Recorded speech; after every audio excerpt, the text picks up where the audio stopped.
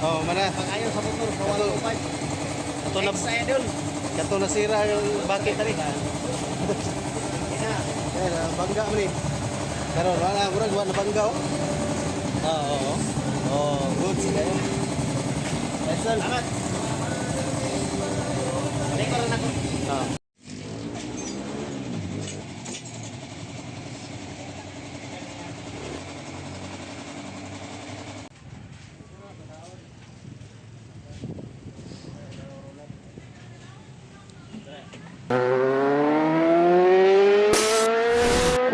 Ngayon mga lods, papupugihin natin yung motor ni Idol. Papalitan natin ng bagong rayos. Tapos ipapakita ko sa inyo yung lahat ng gagawin natin dito. Kung paano natin i-align. Tsaka paano natin ikabit ulit yung kanyang mga parts dito. Kaya panoorin nyo ito hanggang sa dulo.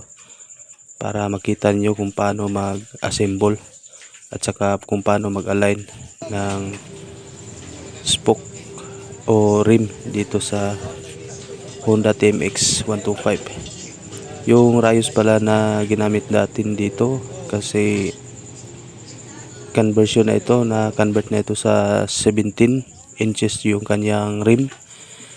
Kasi yung original na rim dito sa Honda TMX 125 Alpha ay 18 inches yung kanyang rim. Tapos pinalitan natin ng 17 inches na rim yung motor ni Idol. Kaya yung rayos na gagamitin natin ay 162/9. Ayan. Ngayon panoorin niyo ito hanggang sa dulo. At sana huwag kalimutan na mag-like, share, and subscribe. Malaking tulong na po yan sa akin na isang small content creator. At kung may katanungan kayo, pwede kayong mag-comment down below. Just comment sa comment section kung may katanungan kayo. Ngayon i-assemble ko na ito. Ito na yung bagong rayos o spoke na ikakabit natin ngayon dito sa kanyang rim at saka dito sa kanyang hub. I-assemble ko lang muna to. Yung sa pag-assemble dito, iunahin natin dito sa loob kapag alloy na rim yung ikakabit natin. Hindi ko kinakabit lahat muna yung rayos o spoke dito sa kanyang hub. Bali 18 lang yung spoke na ikakabit natin dito dito sa umpisa kapag nag-assemble tayo, kasi para maiwasan natin na matusok o magasgas yung alloy na rim. Dito itong rim na dito medyo may kalumaan na rin, pero iingatan pa rin natin na hindi matusok ng spoke yung kanyang rim para maiwasan natin na madagdagan yung kanyang gasgas. At dito malapit na nating matapos yung pag-assemble natin dito sa kanyang spoke. Senior cut ko lang yung video para hindi na masyadong mahaba yung ating video, kaya kinat ko lang yung mga iba na portion. Kasi kapag hindi natin i-senior cut yung video ay mapapahaba tayo ng video. At ayan, shoutout pala dito sa may-ari na si Idol Rendon Sibulin. Maraming salamat po sa tiwala, Idol. At ako yung napili mo na mag-align o magpalit ng spoke dito sa motor mo. Ngayon higpitan ko lang itong mga nut ng spoke gamit yung cordless impact natin, kasi para mabilis lang, madali lang yung paghigpit natin. Ginamitan natin ng cordless impact. At pagkatapos natin itong mahigpitan lahat, mapantay natin yung higpit, saka natin i-align. Sa pag-align, maghihigpit pa rin tayo. Yung spoke pala dito sa Honda TMX 125 Alpha, kapag pareho 17 yung ikakabit natin, i-convert natin yung mga rim sa 17 inches. Yung dito sa harapan, yung spoke na gagamitin natin ay 155. Tapos dito sa likuran ay 162. Kaya ito yung kinabit ko ngayon. 162/9 Yaguso na spoke yung ginamit ko dito. Kasi nga nagpalit tayo ng rim. Kung dati 18 inches yung original o stock na rim, ngayon 17 inches na. Yan, i-align ko lang to mga dol, mga lods, mga amigo. Sa pag-align dito ay higpitan, luwagan lang natin. Unahin natin yung sentro ng hub at saka dito sa kanyang rim.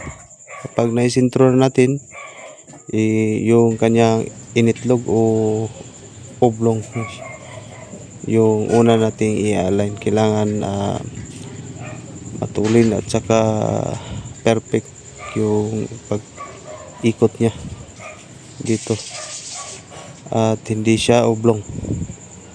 Kailangan pag inikot natin, pantay siya, hindi siya tumatalon. At pagkatapos, kapag nakuha na natin yung kanyang oblong, hindi na siya tumatalon. Kapag nakuha na natin yung alignment dito, yung susunod nating gagawin, yung kanyang gilid o yung kanyang wiggle, kasi meron niyang wiggle na natira kahit na hindi na siya oblong. Kaya kailangan nating i-align ng mabuti, yung kailangan hindi siya wiggle pagkatapos nating makuha yung kanyang initlog o oblong na ikot. Kapag wala na tumatalon, yan. Tapos yung kanyang higpit ay pantay lahat. Pag hinigpitan natin, kailangan na unahin natin dito sa may bandang butas ng kanyang pito para wala tayong makaligtaan. Tapos yun, sunod-sunod na siya, paikot na siya mula dito sa kanyang butas ng rim, yung lagayan ng pito. At saka yung sinasabi ko kanina na higpitan, luwagan, yung higpitan natin yung sumasabit kapag inikot natin yung rim. Tapos yung luluwagan natin yung masyadong malayo, yung distance ng rim dito sa aligner, natin. Yung rim pala na ginamit dito ni Idol dito sa harap at saka sa likod, 1.4/17 pareho yung rim na ginamit niya. At nalagyan na natin ng electrical tip yung rim. Ito yung ginamit natin na pang flap para mas tumagal pa siya at hindi mapasukan ng tubig yung mga nut ng spoke. Tapos hindi siya kakalawangin. Pag tinanggal natin yung electrical tip, kahit na ilang taon, bago pa rin yung kanyang nut, malinis pa rin. Ngayon ikakabit ko na itong kanyang sprocket dito. At ang nangyari pala sa motor ni Idol, sa motor na ito, nabangga pala ito. Tapos ko na itong inayos kahapon, pinalitan ko na ito ng panel board at saka headlight assembly kasi nabasag. At saka inalign ko yung holder ng kanyang headlight kasi nayupi. Saka yung kanyang gulong inalign ko rin. Yung ginawa ko doon para ma-align, niluwagan ko yung dalawang tornilyo doon sa kanyang butterfly. Tapos inalign ko yung gulong at saka yung kanyang manibela. Ayan. At dahil tapos ko na itong naayos kahapon, sabi ni Idol babalik daw siya ngayon kasi papupugihin daw niya yung kanyang motor. Papalitan niya yung kinalawang na spoke dito sa kanyang motor.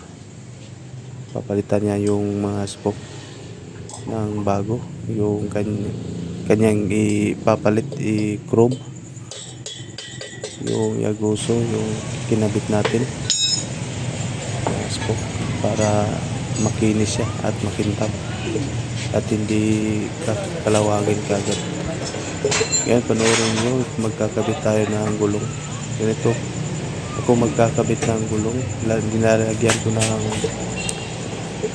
langis para madali lang siyang may kapit yung gulong. Tapos ayan, back to back yung magkabilaan yung paglagay ko ng langis dito sa kanyang gulong. Tapos pagkabit nito isikwatin lang natin at kailangan yung una nating sisikwatin yung kanyang butas dito banda sa may butas ng kanyang rim. Tapos pasok na natin yung pito dito sa butas ng kanyang rim, yung pito ng ating interior o inner tube. Tapos sabay kabit na rin yung inner tube. Sa pagkabit nito kailangan talaga na may kabit ng maayos yung ating interior o inner tube para maiwasan natin na maipit. At lagyan na natin yung sa ilalim ng hub, lagyan natin ng karton para hindi siya madumihan kapag napaga natin yung hub. Saka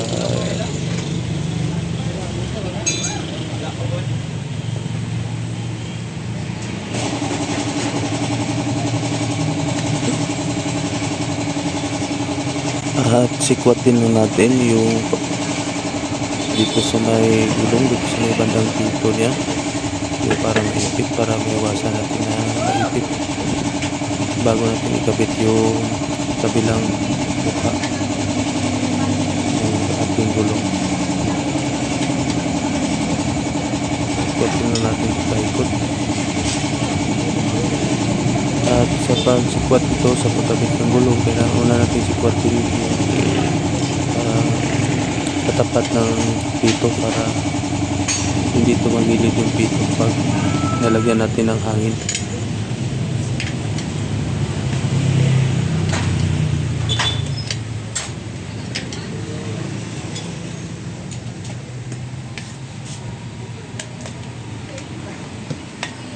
Ayan, tapos ko nang naikabit yung gulong. Ayan, lagyan na natin ng hangin at bago natin lagyan ng hangin, ibalik lang natin yung kanyang tire valve dito sa kanyang pito. At sa pagkabit nitong tire valve, ikot-ikotin na natin hanggang sa umigpit siya dito sa kanyang pito. Yan, ikabit na natin yung tire valve. Hanginan ko na ito at pagkatapos ikakabit na natin. Tapos ko lang nahanginan itong gulong, ngayon ikakabit na natin dito sa kanyang motor.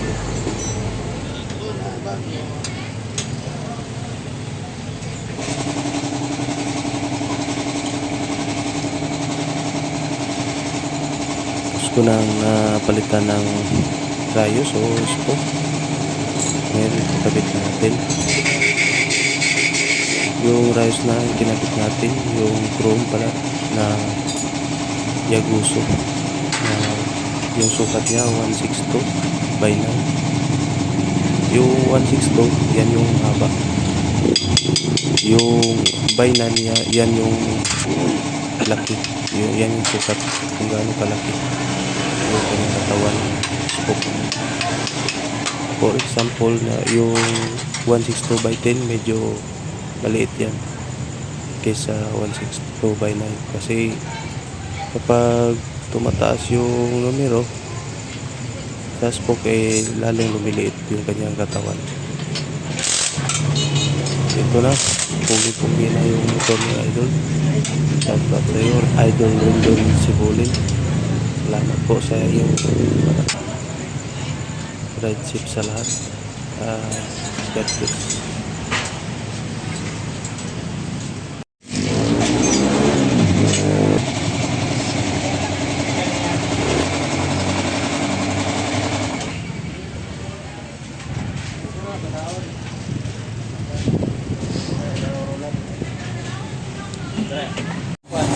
Shoutout Idol.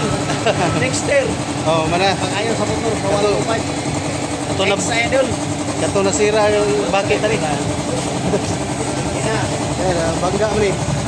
Karon wala kurang wa na bangga oh. Oo.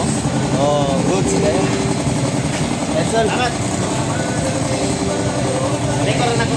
Ah.